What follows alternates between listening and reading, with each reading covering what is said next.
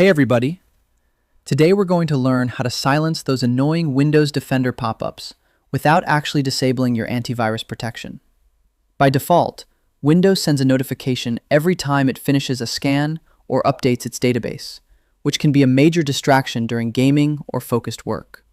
First, click the Start button and type Windows Security, then press Enter.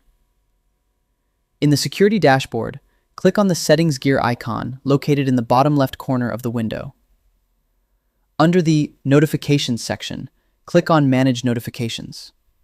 Here, you will see a section for virus and threat protection notifications.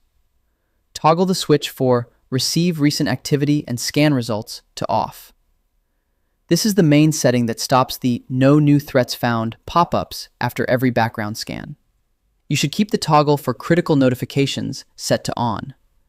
This ensures you are still alerted if an actual virus is detected or if a threat requires your immediate action. And that's it. You've successfully cut out the noise while staying protected. I hope this helps with your current and future projects. Thank you for watching.